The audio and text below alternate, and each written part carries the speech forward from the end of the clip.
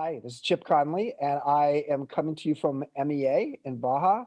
And I wanted to introduce you to a lovely friend of mine, Danny Friedland, Dr. Danny Friedland, who is a guest faculty member here in Baja with us at MEA. And not long ago, in November, he actually came face to face with a diagnosis of fourth stage brain cancer. And as a doctor, he understands what that means. And it's been often said that the prospect of death can actually be a remarkable organizing principle for how you live your life. So Danny, tell us how you're living your life. Give us a few tips. Well, I'll tell you, my first tip is I live my life in appreciation, making every moment count. And I want to just start out, Chip, by actually expressing my appreciation for you. What I've learned coming down to the MEA and being part of the MEA community, this exact experience that I'm having right now is the experience that you've been looking to cultivate in your retreats. And I was blessed, we were blessed to do this leading well from within retreat together. So I just have immense appreciation. So that's tip one, live your life with appreciation, making every moment count. Tip two, what I'm learning right now, on the night of my diagnosis, when I was admitted to the ward alone, I was in spikes of fear.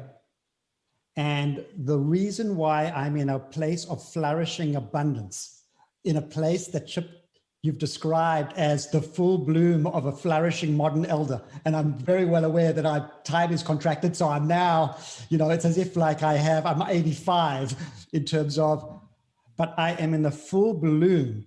And you've helped me understand what that full bloom is about. I was admitted to the ward alone because of COVID restrictions.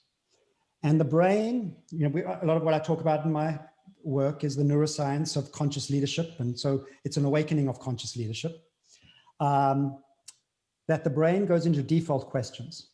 It goes into default questions. So I'm admitted to the ward alone. And the default questions tend to be, what if never a catastrophe that could happen? What's going to happen to my family? What's going to happen to, and David Cooperrider, who's the architect of appreciative inquiry, has a way of saying, questions create worlds. Questions create worlds. And you're saying worlds, just so everybody understands your South African accent. Worlds, yes. We should have subtitles below. Can we do captions? So questions create worlds. And the questions we ask is a difference between, so this is tip two, the questions you ask at any inflection point. Cancer happens to be my inflection point, but you have your inflection point right now. You have your inflection point, whatever suffering or challenge or adversity or inflection point you're going through, at your inflection point, you can ask these same questions. Ask yourself, what am I consciously asking? What am I feeding my brain? Because that will be the questions you ask at your inflection point is the difference between entering a world of pain and suffering or a world of flourishing abundance. That is the crucial, that for you is the crucial conscious decision you can intentionally make. And this is also part of your midlife edit. The midlife edit is, I want to edit out all the harmful questions and I want to retain all the inspiring questions at this moment in time. So, third tip, at the inflection point, understanding that it's not only about asking generative questions, it's understanding that there is an altitude of the questions and the sequence you ask those questions within.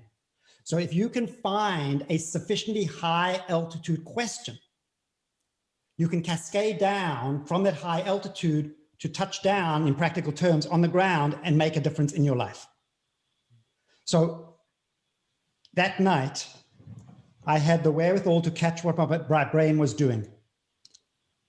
And I asked at that inflection point, I found the wherewithal to catch myself asking these negative questions that would take me into a world of suffering. And I found the generative question, miraculously. And the miraculous question that I found, and I inserted in my midlife edit, right, was the question, what matters most now?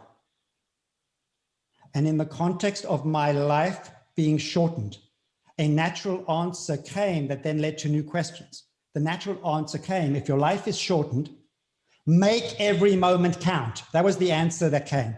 And then the next question was a succinct question. How? How? And I got two answers, part A and part B. The question is, in part A was, and each of them had another, the answer led to a practical question. Part A, make every moment count. How? Part A, live intensely loving relationships. Live intensely loving relationships.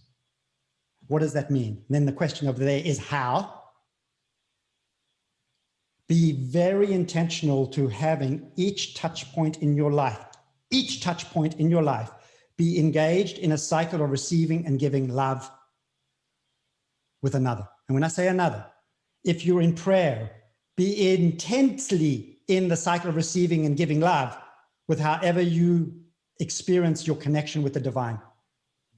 When you're with somebody else, whether it be your family, friends, community, be intensely in the cycle of giving and receiving love at every touch point, receiving others with empathy and understanding and giving with authenticity and care. And that goes, I have a wonderful woman, Marina, who actually stocks the linen and provides me a warm blanket. I take my time with Marina to thank her for blessing my life. She's an unsung hero in the radiation therapy.